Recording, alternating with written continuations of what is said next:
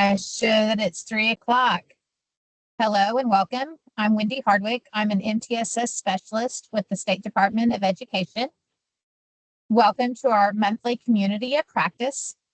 Today, I'd like to welcome Kyle Allen, who is a technical assistance provider with the National Center for Intensive Intervention, where he supports state education agencies, school districts, and educators in implementing data-based individualization, DBI, to improve outcomes for students with disabilities and those with the most intensive learning needs. Kyle has over a decade of experience as a school psychologist and previously served as the director of tiered supports for Oklahoma City Public Schools, where he led district-wide efforts to implement and scale multi-tiered system of supports. Welcome, Kyle. Thank you for joining us today. Yeah, thank you, Wendy, and thank you for everyone who's attending. Appreciate anytime I get to talk about DBI, which, maybe this is completely brand new for some of you, or, perhaps you have some knowledge of DBI.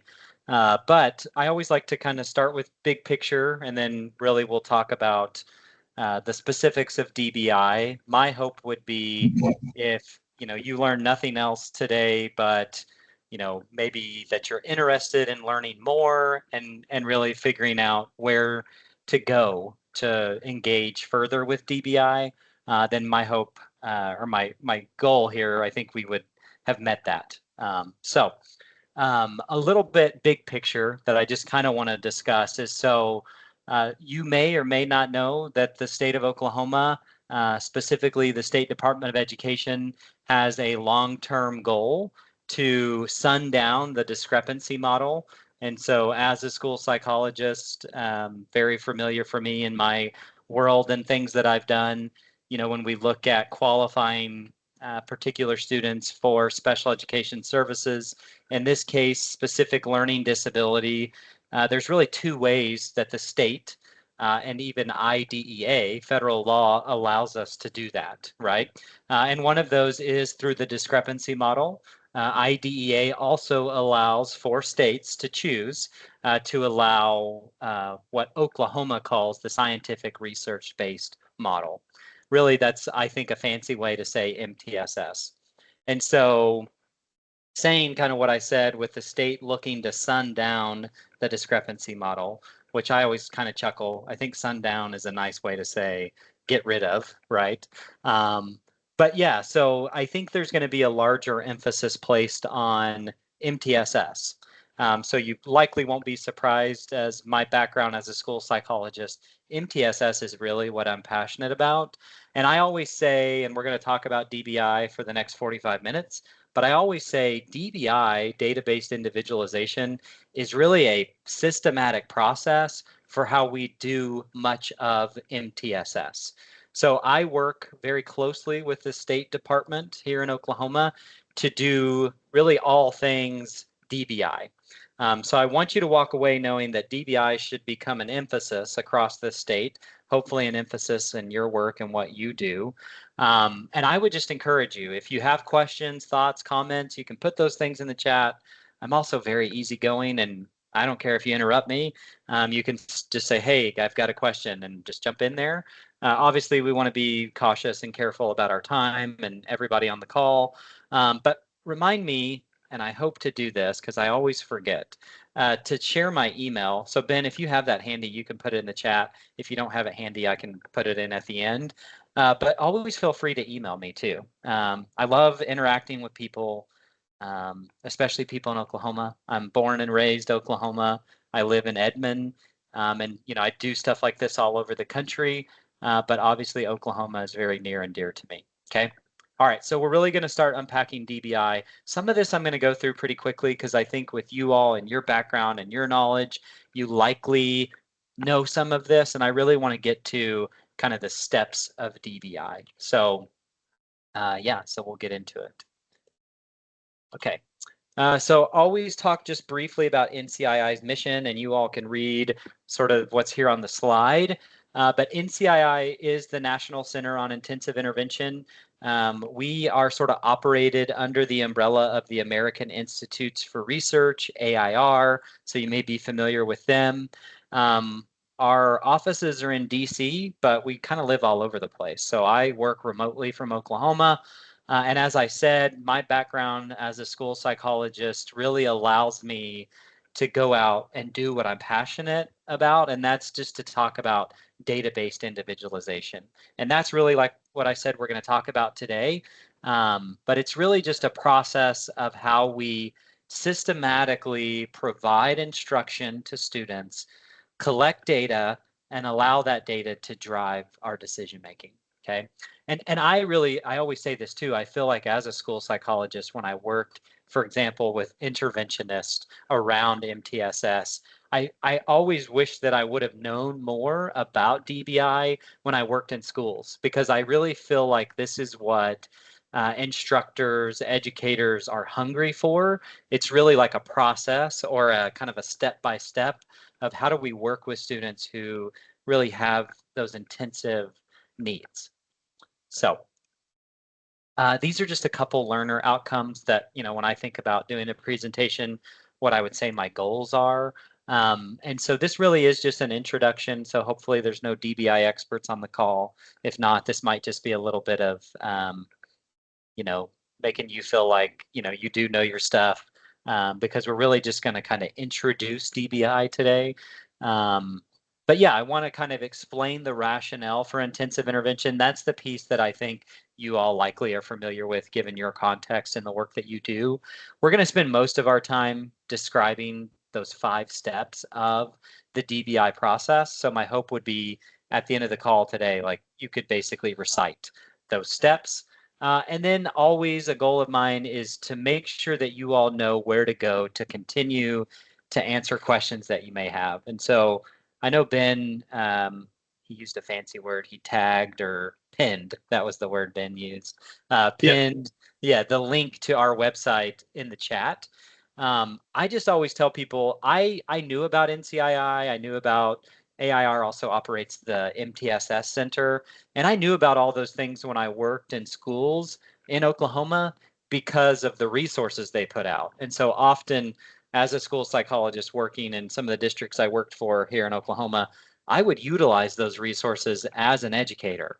And so I always, because I was that way, want to point people to those resources.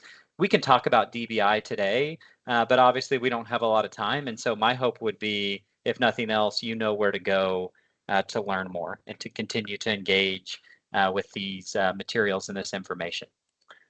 All right, so we're going to jump into this introduction. Again, I'm going to do this pretty quickly. So if there's, thoughts, comments, questions, please stop me, interrupt. Then, Wendy, if you see anything in the chat and you want me to stop, let me know, because I think that's where like the best learning occurs, is when people ask questions and we have an opportunity to answer those questions. So we always kind of set the stage for why we need intensive intervention. And you all likely know this, right? Students with disabilities have a history of these things, right? These poor outcomes, and it's really across several areas: academic achievement, high school completion, opportunities for post-secondary, so after high school, employment, and then involvement with the criminal justice system, right? So these are a couple facts that I always like to just bring up because a lot of people are surprised by these things. And so we'll just briefly discuss these 3 facts and then we'll keep moving through this. So, we talk about MTSS often, providing these research-based interventions, right? And what we know is these validated programs are not universally effective programs, which again, we likely know that if those things existed, then we wouldn't have to individualize things for students, right? We would just have, I always call it the magic wand, right? Of special education or intervention, and when a student needed something, we would deliver that and it would work every single time. But the truth is, there's not a validated program that's universally effective for all students. It just doesn't exist.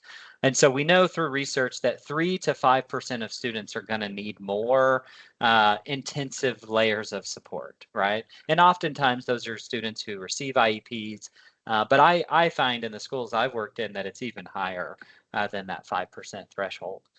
We also know that students that have intensive needs often require 10 to 30 times as much practice as their peers. And so again, if you're in the world of special education, this likely does not surprise you. When we think about opportunities to respond, explicit instruction, you all know, right, that not just research, but even in practice, these things are probably likely very familiar to you. And then lastly here, students with intensive needs, those co-occurring academic and behavioral needs are the rule and not really the exception, right? And so many of the students that you all likely work with, you know, it's not just that they're behind academically, they likely have some type of behavioral concern as well. Okay. And so that's really when we think about why intensive intervention is so important. Those are some of those reasons why. Okay. Intensive intervention addresses severe and persistent learning as well as those behavioral difficulties. And these are really two of the key components of DBI. It really has to be driven by data, right? And so I always say if we're making decisions about the instruction that we provide and not using data to drive those decisions, then we're not really doing things right. The other thing is that they're characterized by increased intensity as well as individualization, right? So as we think about supporting that 3 to 5%, I would even say up to 10% of students, it really needs to just start taking the shape of how do we individualize this? How do we move away from what we think is universally effective and really individualize it for our particular students? And the way that you're going to find that we do that through this DBI process, excuse me, is by collecting data and letting that data drive the instruction, letting that data drive the individualization. Okay. Again, I know I'm going fast, so anybody, if you've got thoughts, comments, questions, always feel free to jump in. Okay. This is just a slide that's kind of over, you know, an overview, if you will, of what intensive intervention is and what it is not. Okay. And again, as we break down this systematic process of DBI, you'll see some of this come to life, right? So intensive intervention is more a process, right? It's not like a canned program, curriculum. It's nothing like that, right? It's really a process of how we work with students. It is individualized. It looks different for every kid based on their need. It's more intense, often with substantively different content and pedagogy. It's a process that involves more frequent and precise progress monitoring. We're going to talk a little bit about progress monitoring here in just a minute. And it's an approach that integrates both academic and behavioral supports.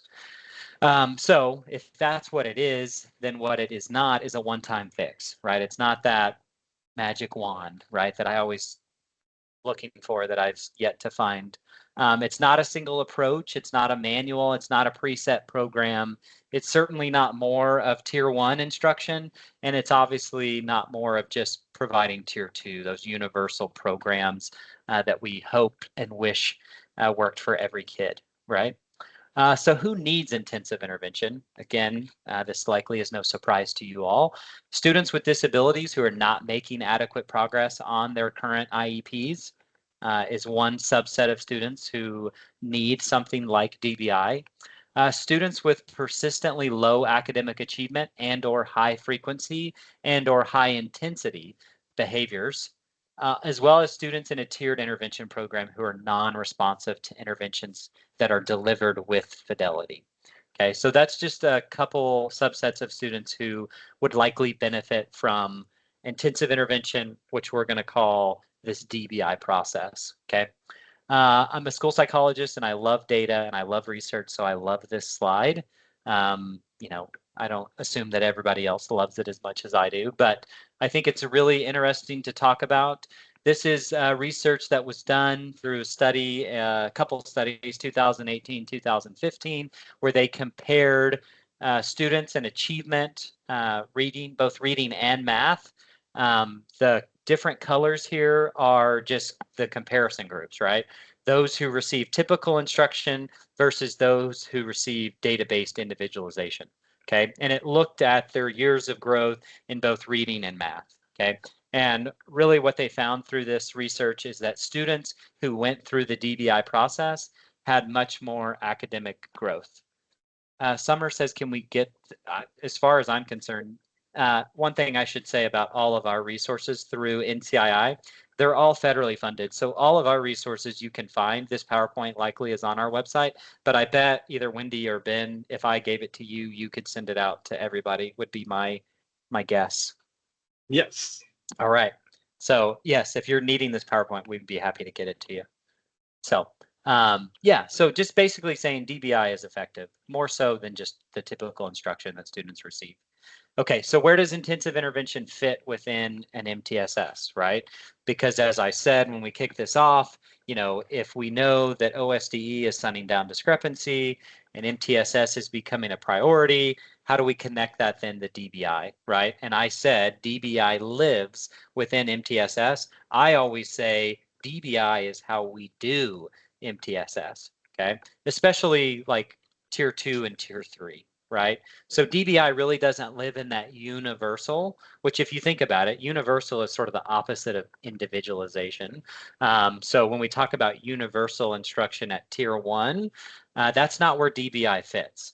DBI really fits in when we start looking at data on all students, like for example, SRA, you guys screen all your students and you decide that there are certain students who need some type of intervention, right?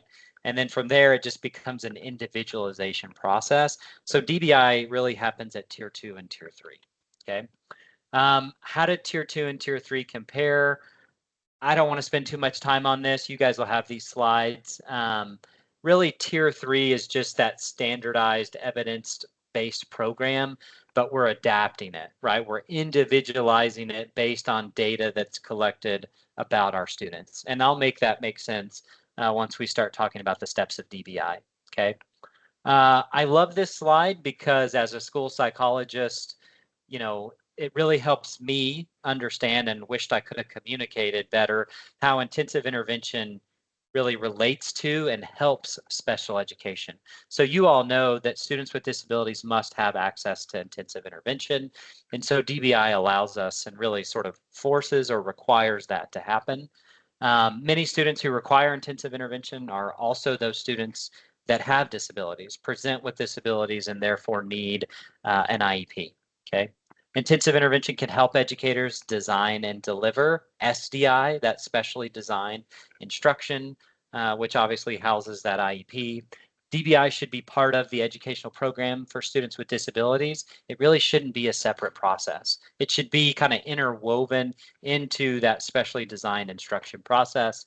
But also when schools implementing MTSS, students with disabilities may receive components of the intensive intervention across all of the layers of support. All right, so that was kind of the precursor, kind of giving you a background about DBI. We're now going to move into what is DBI, okay? And so if I'm right, we've got somewhere around like 28-ish minutes. I'm really bad with math, but that should be enough time for us to kind of give an overview. And my hope would be to allow questions because I just love when people ask questions, okay? So like I said, if I'm going too fast, stop me, okay? If you go to our website, which again, you should be able to click the link in the chat, you're going to find everything that we have on our website, all of the resources around DBI will likely show this logo, okay, this DBI process graphic that's on the right. I am very visual and I find that a lot of people are. And so, you know, when I talk about this DBI process, I want you to see that there is a sort of a graphic or a visual process that goes along with these steps, okay? So in just a minute, we're going to look at every single one of these steps, but I want you to already be thinking when Kyle breaks down this DBI process, I know that there's a visual that I can look at that goes along with it, okay? So feel free to find that, you know, on another screen if you want to kind of look along with. I think on all the slides, I kind of go back to the visual, so you should see that. But I just want you to know that visual's there, and to me, it's very helpful to look at as we go through this, okay? So I've talked a little bit about this already, but DBI is that research-based process for individualizing as well as intensifying interventions for students that have those severe and persistent learning and behavioral needs, right? It's really for those kids. I always ask, every time I do this training, have you either worked with or supported an educator who works with a student that is going to come to school tomorrow and you guys are like, man, I don't know what else to do to help this kid. I'm at a loss. Okay. And if you've been there or if you're there right now, then what you're saying is you need this DBI process. And I'll show you why. Okay. It's really just a problem solving process that allows us to strengthen our instruction. Okay. So the process integrates not just intervention, but assessment as well as strategies. Okay. And we're going to talk through that.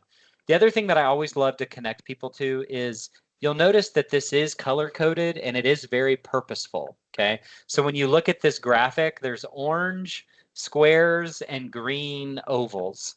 The orange is where instruction occurs. Okay, so this validated intervention program, which we're going to talk about in just a moment. And then there's green, which is an assessment step. Okay, so instruction, orange, assessment, green.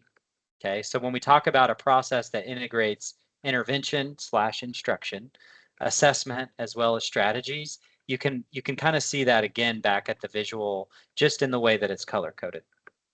Okay. Okay, we often get asked this question, so we just created a slide. Do I need a DBI team to implement DBI? Okay, and the answer is no. Individual teachers can independently implement DBI. If you are a teacher and you provide instruction and assessment, then you can do DBI. Okay, but we also always caveat that by saying 3 or more heads are always better than 1, especially when we engage in problem solving, which is really what DBI is about. It is a problem solving process at an individual student level.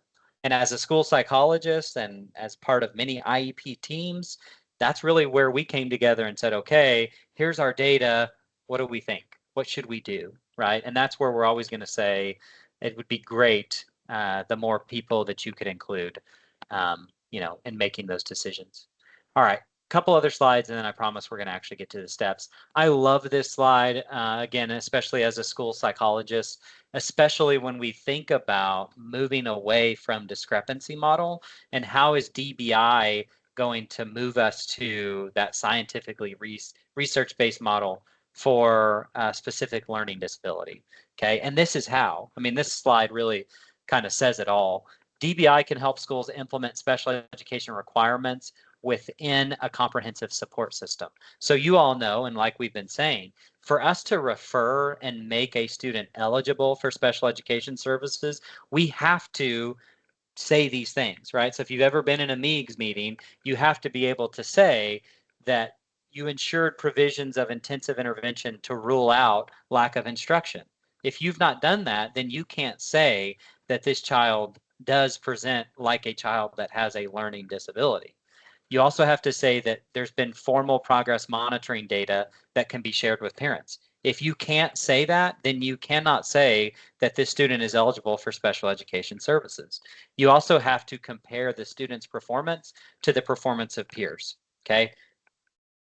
DBI requires these things to happen as part of the process, so it seamlessly works to ensure that we do qualify students correctly and effectively.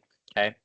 Beyond that, once we do qualify a student for receiving those special education services, it also helps us within IDEA and the regulations of how we are to provide the IEP.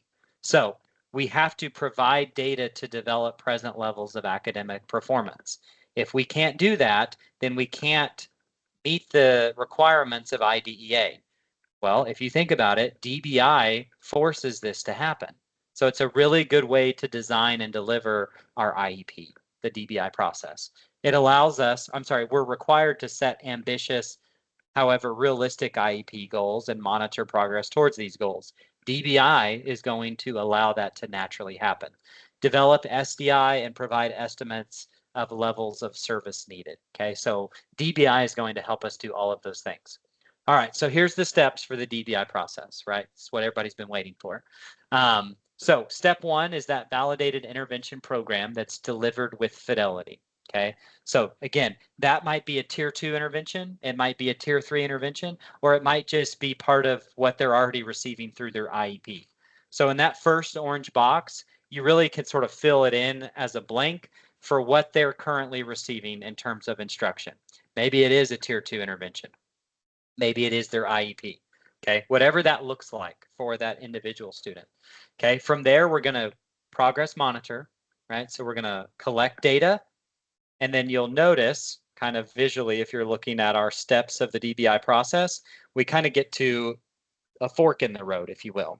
Okay, and that's because we have information, we have data that we've collected, and there's only two ways to go, right? That data is either telling you that the student had a positive response, okay? So they were responsive to the validated intervention program. And if that's true, we're just going to continue to live right here. We're just going to continue to collect this data until we determine that it's not effective, right? But if it is effective, we don't need to change anything. We just need to keep delivering what we're delivering.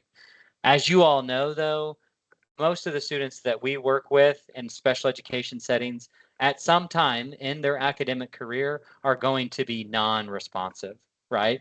And that's the data that's telling us that they're non-responsive. And in that case, we're going to move to that next step of the DBI process, okay? Remember, this is green, so this is an assessment step. This is diagnostic data, okay? So step 3, diagnostic data used to develop a hypothesis. Again, this is very informal. I say that very pointedly as a school psychologist. I'm not saying that you're going to get consent to do an evaluation. That's not what this means. We're not going to go give a Woodcock Johnson, okay? We're talking about informal observation, okay? Informal, I'm going to give this diagnostic assessment, okay? It's nothing grandiose. All right, we're going to use that information, that diagnostic data, to go to the next step, which would be step 4. That's an adaptation to the validated intervention, okay? So I always say I was guilty as a school psychologist when we were working with a student who received a tier 2 intervention, and when they had progress monitoring data that told us that that intervention was ineffective, we would throw everything out and we'd reach for the next intervention, okay? Same thing happens with students on IEPs, right? When they're not making adequate growth, oftentimes our solution is to do something completely different.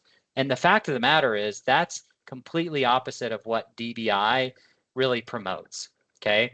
What we're saying is we just want to adapt what we're doing, okay? How can we tweak this based on the diagnostic data that we collected and that hypothesis that we formulated to make this a little more individualized for this student and their needs, okay? I always worked with people who I felt like were overwhelmed and felt like they were chasing their tails, right?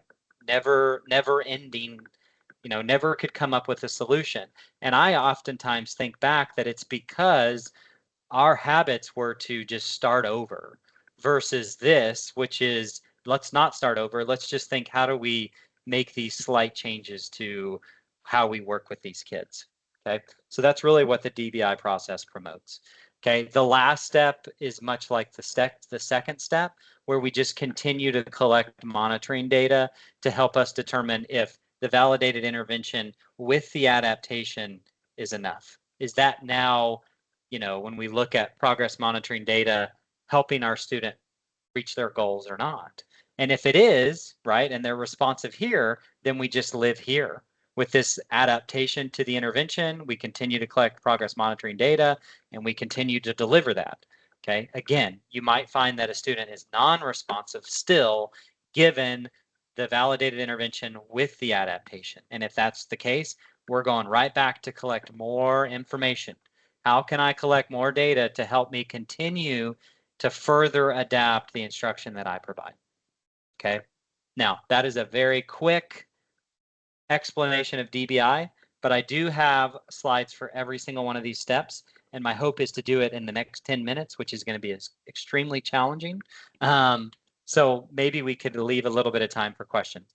You guys are going to walk away with questions either for me or questions that you don't want to ask, but I know you'll have them, that I hope, as I've continued to say, you'll go continue to, look at our resources and engage in those so you can get questions answered, okay? So as I said, step one is that standardized validated intervention program. I think we can go through this pretty quickly. In fact, I'm going to skip this slide. I do love this slide just because there's some sarcasm in it. But I love where somebody, I used to work in a school and they'd say, well, can I still implement this if I don't have a standardized evidence-based program? And I always, when they say that, imagine a teacher saying this. I can tell you're struggling with fractions, Tony, but there aren't any evidence-based practices for kids in your grade. Maybe you should check back in a few years, right? And I just always find that funny because obviously in education, we don't function that way. And so I don't want a teacher to ever think, well, if I don't have some sort of research-based program, well, then I surely can't teach Tony how to do fractions. And that's certainly not the case, right? We would say then do the best thing that you know. And as long as you really, make sure that you collect progress monitoring data, then you will be able to determine the effectiveness of whatever you did, right? Whether it was good or bad, nobody really knows, right? It's always better to start with what this slide said, evidence-based practices, because we know that somewhere, somehow, those things worked in some setting, right? But we don't always have those. And when we don't, we just got to do the best we know. And as long as you commit to step 2, which is to have a progress monitoring plan, you'll know if your instruction is good or bad, right? Or I really should say you'll know if it was effective or not, okay? Because sometimes instruction can be great and it's just still not effective for certain students, okay? So step 2, what do we mean? Well, if you'll go to our website, again, these are just different tools. So there's 4 different links here, but you could go to all of these things on our website. These are just tools that NCII has that support collecting progress monitoring data, okay? But what it really should look like, and many of you all can look at this graph and say, oh yeah, I've done something like this. What we really want to do at step 2 is get to the point where we can visually analyze the progress that our student is or is not making, right? And so typically when we have more time, I put this slide up and I say, what do you think? Would you say the student's making progress or not? Okay. And in this case, we would say that the data here suggests that the student is making progress. And so we're just going to live right there, right in those first 2 steps of DBI. Okay. But in a case like this, which I think often happens for our students who receive IEPs, and we collect progress monitoring data, oftentimes that intervention program, that mutually agreed upon IEP, is not always going to be effective, okay? And when that's the case, then we want to move forward to that next step of DBI, okay? This is just behavior data, but we're not going to get into that just to save some time here, okay? So let's jump from this situation, right? So let's look at this sort of like a case study. We delivered the IEP, we're collecting progress monitoring data, and our data says our student's not making adequate progress. What are we going to do? Okay. Well, what DBI is going to say is we got to move to this next step. Okay. So step 3 is to use informal diagnostic data to help us develop a hypothesis about why, right? And the critical piece here is why the student is not responding. The progress monitoring data just tells you when a student's not making progress. It doesn't tell you why. It's the diagnostic data that tells us why, okay? So again, to save some time here, I usually ask about goldfish, okay? And sometimes people appreciate that because it gives some levity to talking about kids. But the truth is, you all know, when a goldfish is experiencing challenges, right? We often think about things like the water. We often think about how we're feeding it, whether it's too much or the right food. And it's funny because when we think about kids and their challenges, we often think about the kid themselves, right? And it's just always been so interesting to me that a poor little goldfish, when they're not doing well, we automatically think about its surroundings and its environment, these alterable variables.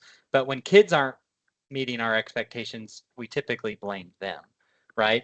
And so what we want to think about in this diagnostic step are these educationally relevant and alterable variables, okay?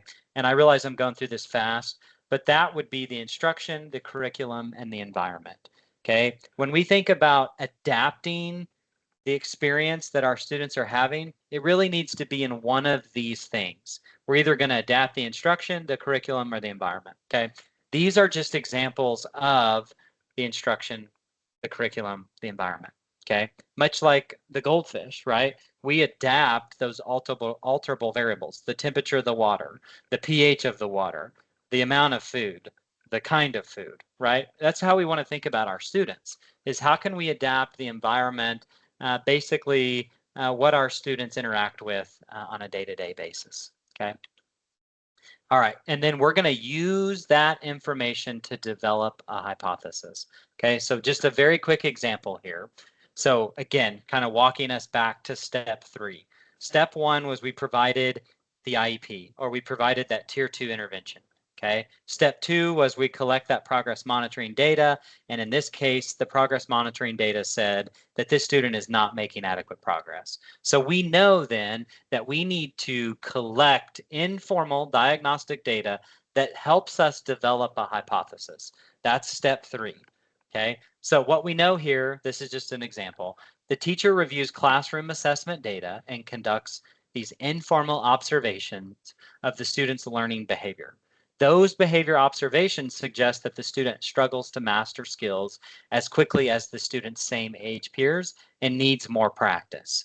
So from those informal diagnostic data collection pieces, we create this hypothesis that says, if the student is provided additional opportunities of direct instruction, right, because we knew that when we conducted the diagnostic assessment, we said that they need more opportunities, right?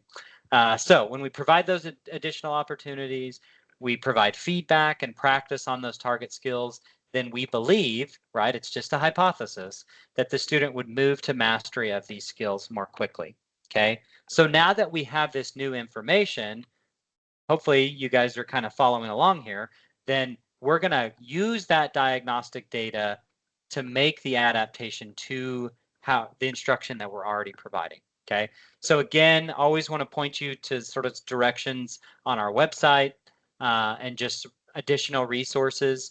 So if you go to our website and you have specific questions about diagnostic data, we have this tool for analyzing informal diagnostic data, right? So how to utilize some of that information to help guide how we might adapt interventions, okay?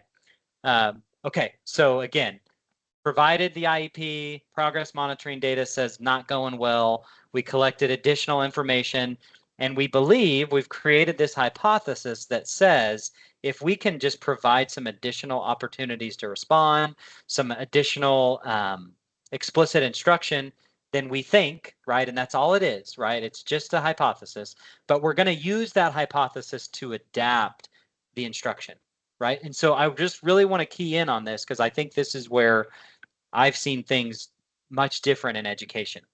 So you'll notice we're still going to provide the IEP as it's been intended. We're just making these slight adaptations, these slight changes. We're not going in and throwing the baby out with the bathwater, right? Like we're not changing everything here. We're just making slight adjustments, right, to try to fine tune the instruction that we're providing, okay? So step 4 is that intensification, that individualization piece to that intervention or to that IEP to address that hypothesis, right? So we collected additional data. We're going to use that data, okay? We're going to use that data to drive our instruction. We're going to use that data to adapt our instruction. That's what step 4 is all about, okay? Now, I understand this is probably the most foreign steps 3 and 4, the diagnostic and the adaptation, intervention adaptation are probably the most foreign steps to people who live in this world. And that's why you'll notice we really point you on steps 3 and 4 to additional resources that live on our website, because this is where we find most people have confusion or questions, okay? So, for example, you might think, well, how am I going to adapt what I'm doing with the student? Well, what we have on our website is based on different hypotheses that you may or may not have, okay? And we have, again, a guide on how you can do that. This resource specifically tells you how you could then adapt the intervention based on that hypothesis. Okay, these are just examples. Okay, so these are tips for successful intensification based on the hypothesis that was created. So select strategies that address the hypothesis, right? We need to connect those two things. If your adaptation is not connected to the hypothesis, then you're just changing to change. Okay, you're not really making a meaningful change. Select a few important strategies, right? We're just making a slight change here. We're not, again, we're not throwing the baby out with the bathwater. We're not, creating a brand new IEP. We're not jumping from one research-based intervention to a completely different one. Okay, that's what wears people out. That's what stresses us out, and is what I think is challenging about education. Consider easier changes first. So increasing the dosage, right? Intervention frequency, the length of sessions, or the duration, decreasing the group size, decreasing the heterogeneity of the intervention group, right? So maybe we have kids that aren't really a match and we need to change that, okay? Those are just some examples. It doesn't mean that it's the end all be all. This is another resource, okay? Implementation monitoring. Was the adapted intervention delivered with fidelity? This is another big issue that I see in education where we say, well, I did the research-based intervention, but the question is, did you deliver it with fidelity? Did you deliver it the way that it was intended to be delivered? And what I think we find oftentimes is the answer to that is no. And if that's the case, then I always say, well, then why did you expect to see the results that you thought you would see if you never delivered the intervention the way that it was intended to be delivered? Okay. So if you need resources on fidelity, we certainly have those on our website as well. Okay.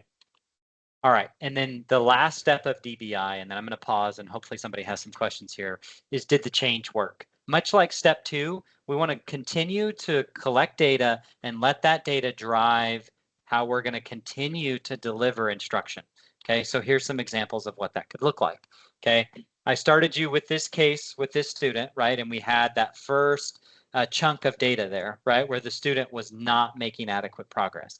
So we drew a phase line, which just indicates we made an adaptation and the instruction looks different now. Okay, so in this case, this last set of data, okay, that's just kind of continuing on towards the goal, is the intervention with the adaptation. And again, we could ask that question, does the data indicate that the intervention's working? Okay, and I always hear different answers here, which I love because that means people are using their brains and they're thinking. Okay, and I don't know that there's always just one answer either, right? As long as you're using your brain and you're looking at data to problem solve, then I think that is the right answer, right? So we could think through that. We could talk through that. I know we don't have a lot of time. Okay, let's not even look at behavior data. Okay, now here's the thing that I'm going to leave you guys with. Okay, there's a good chance that that one adaptation was not enough. Okay, and this is where I start to feel people feeling overwhelmed, and that may be you, and I understand because this was a lot of information in a short amount of time. Here's where I always leave people with though. These students are coming tomorrow. Okay, whether or not you have a plan, a systematic plan or process like DBI, these kids are coming, right?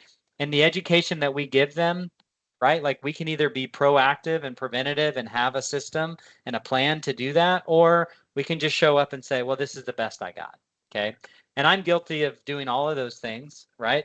But I want you to know DBI is this ongoing process where perhaps we need to go back and collect more diagnostic information. That may be the case. And if that's true, that's okay, because we're taking steps, albeit slow steps at times, towards figuring out this student's magic wand. That to me, and I'll kind of sum up DBI, is what it's really all about. Okay, DBI is the problem solving process that helps us find the needle in the haystack. It's the problem solving process that helps us find that individualized magic wand for every single kid. Okay, so I'm going to pause. I know you guys are either brain dead or overwhelmed. Okay, but I want to see if there's any thoughts, comments, questions. If not, that's all I have. Again, if you want my email, I don't know if Ben was able to put that in, but I'll put it in now. And I would love to get an email from one of you guys that says, "Hey, I like what you said about DBI, but I need more time," or whatever. Okay, so there's my email. Ben put it in there. I put it in there as well. Okay, so if you don't have questions right now, at least take my email. Oh, Laura has a question, or at least something. Go ahead, Laura. You're muted, Laura. You can either type it in chat or you can Oh, is everybody Unmute your muted? mic. Oh, she can. Go. Okay, Wait, there there we you go. There you go. So we've been working really hard to implement this process, and Awesome. I'm in the middle of the meetings with the teachers, and the fidelity piece on getting these interventions in place and getting them to understand moving them, and then kind of knowing how much fidelity has been in that intervention before you're trying to change it is hard to see. And what do you think about taking that same intervention when you feel like there's not fidelity, and especially with absences, and continuing those same interventions, even though it's not working yet? Mhm. What do you think about that? Well, my answer is always going to be it depends. And I know that's not like a great answer for a specific question. But the reason I say that is it would really depend on the data, right? And the progress Mhm. that the student was or was not making. But I think, the most fidelity that we can have is always going to be better, right? Now, I work with a lot of people in the research world, and I tell them schools are opposite of research world, right? Like research world is vacuum, hold everything to a certain standard. Schools are crazy, right? And so I would say if you've not used the fidelity tool that NCII has on its website, that's a great place to start. There's 5 elements of fidelity that tool is going to help you think through and look at. It's also a really great way for maybe if you're in like an administrative position to sort of take the heat off of, I'm telling you what to do, right? Because you never want to approach it in that way. If you have this tool, it's just an easy conversational tool to say, was it delivered for the amount of time it was supposed to be delivered? Did you deliver it the way that the research says it's supposed to be? So it's hard to answer your specific question, but I just love the fact that you're thinking about fidelity, because I think oftentimes we don't think about that, and then we always just say, well, that didn't work. And it's like, well, it didn't work because you didn't do it right. Right. It's like my wife, and she would appreciate this, when she'll bake something and say, oh, that kind of turned out crappy. And it's like, well, you didn't follow a recipe.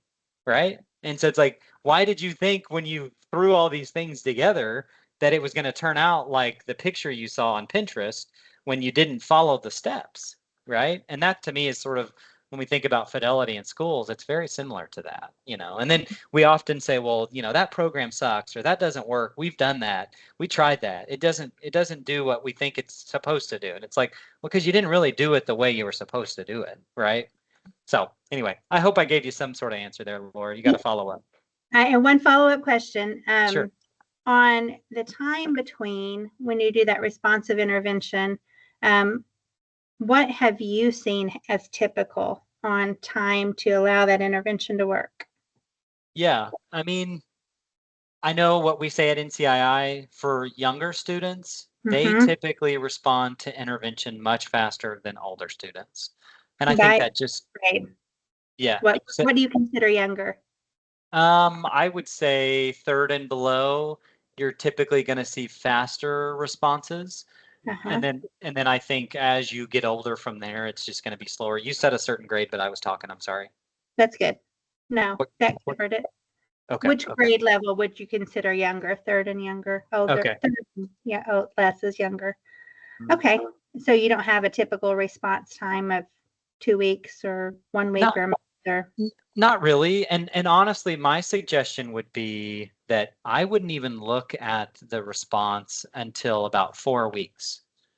okay. And that's if you're collecting weekly progress monitoring, right? Because if you're going to make any sort of, decision, you need to have enough data that says, they did or did not respond.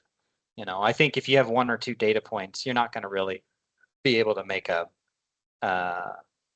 an educated decision, I guess is what I would say. Right. Okay. That makes a lot of sense to me. That helps. Okay. Laura, I got to know where you're from. What district? Muskogee, Oklahoma. Okay, cool. Yeah, I know where Muskogee is. Okay. Well, I know we're over time, and I know everybody, I think, is still on. And I think Wendy would say if you got to go, that's fine. I'm going to say I'm happy to stay on, and I love when people ask questions. And if anybody has questions, I'll stay until there's no more questions. But I think, Wendy, if everybody's ready to go, that they can go for sure. Absolutely. I want to say thank you to Kyle and for everyone for joining us today. Kyle has put his information into the chat, so you can email him there. And Ben has also given some locations on where you can find this presentation. But if you have some questions for Kyle, then please stay, ask away. Thank you, everyone. Thank you, guys.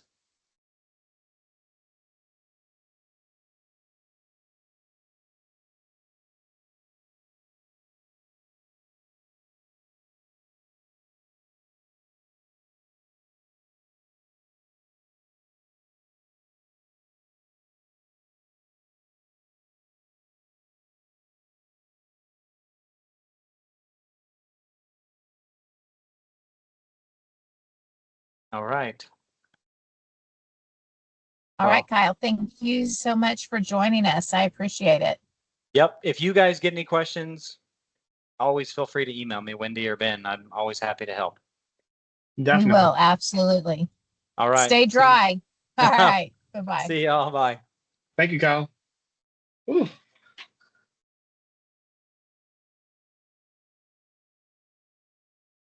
Yeah.